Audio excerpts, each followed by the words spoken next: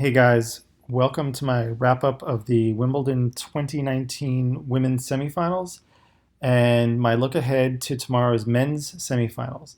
So, the men's, we've got some seriously intense matches ahead of us. Um, as you can see, we've got Federer, Nadal. These two have been rivals for just about 15 years. This is actually going to be their 40th meeting, if you can believe that. 40 matches played over a course of 12, 15 years. Most have been finals, semifinals. They've been epic, they've been hard fought, and here they are. These guys are in their mid to late 30s and they're still at the top of their game. So that is pretty stunning when you think about it.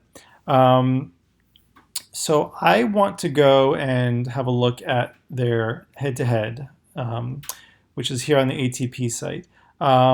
So looking at their 39 previous matches, Nadal does have the edge. He's 24 to 15, but that gap was actually bigger until recently. In the last few years, Roger retooled his backhand and actually had a bunch of really good wins over Nadal a couple of years ago.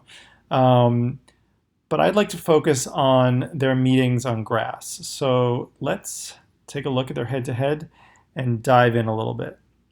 So again, the numbers are just staggering. 39 matches.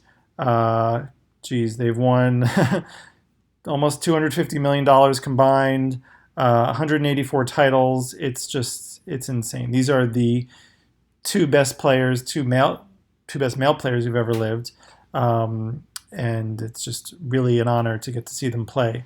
So the last time that these two played on grass, believe it or not, I think you have to go all the way back to 2008 to that epic Wimbledon match, the final, which everyone was expecting Roger to win. He had won the past five. He'd beaten Nadal twice in the final, and unimaginably, Nadal did it. He beat Federer in 5 sets. So fast forward 11 years, I don't think any of us thought we'd be seeing these guys in a Wimbledon final 11 years later, and here they are. Nadal is definitely playing well. I think he's definitely sort of disproven all the naysayers who say that he's weak on grass, that his game isn't suited for grass. He's stepped it up. He's tweaked his game. He's improved his serve. He's gotten more speed on the serve. And he's not just a dirt baller anymore.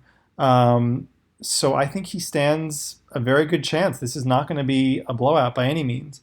On the other hand, you've got Roger Federer, who is a 7-time Wimbledon winner, who was born to play on grass, who is also doing amazingly well, who, despite not being at his peak, has really had this resurgence and, could probably win many more majors. So, looking at the tea leaves, I have to say I think it's going to be a long match.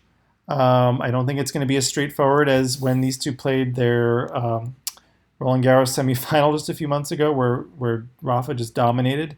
I think this could go 4 or 5 sets, but I have to give the edge to Roger. I just think he has more of the tools and weapons that you need to win Wimbledon.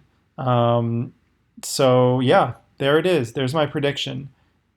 Roger over Rafa. I'm going to say in 5 sets. So if we look to the other semifinal, we have Novak Djokovic versus Roberto Bautista Agut. Now, no one's surprised that we've got the number 1, 2, and 3 ranked players in the semifinal.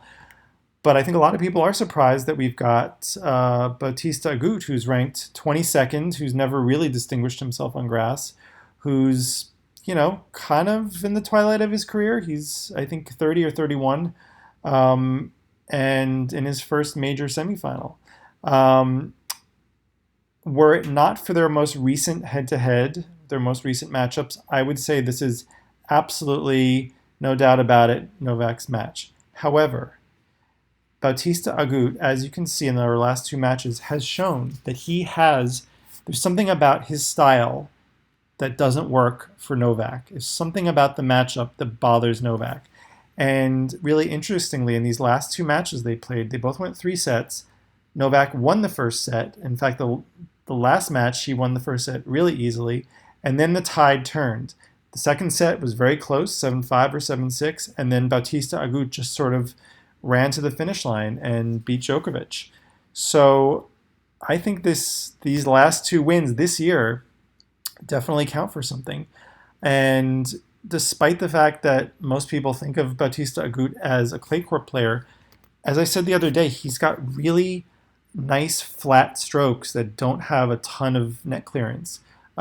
So while there might not be a lot of slicing, the very fact that they're low strokes that you normally expect to have a lot of topspin and to have a lot of bounce and have that bounce then be negated by the grass, he's already a step ahead of the game. He's got these low flat strokes that are going to stay low on the grass. So I think he's going to give Novak trouble. However, Novak is looking amazing. Really, no one's been able to give him any trouble. So, like the other semifinal, I think this is going to be a close one. I think this will go at least 4, possibly 5 sets, and I'm giving the edge to Novak. So, you heard it here. It's a Djokovic-Federer final. I'm not going to call it just yet who's going to be the winner because we haven't actually seen these guys advance to the final, but I will definitely share my thoughts on that when it's time for the men's final. For those of you who did not get to watch the women's semifinals, we have Simona Halep and Serena Williams as our winners. These two really had absolutely no trouble, almost no resistance. Halep beating Svitolina easily, 1-3. Williams beating Barbara Strycova of the Czech Republic, 1-2. Yeah, they just steamrolled their competitors, and I think it's going to be a really exciting final, seeing Williams versus Halep. I have my thoughts on how that's going to go, but I will save those for tomorrow, along with my coverage of the men's semifinals and my predictions going forward for the men's finals. All right, guys, thank you so much for listening. If you are not already subscribed, please do. Please give a thumbs up, share your thoughts. I'd love to know what you think, and I will talk to you tomorrow.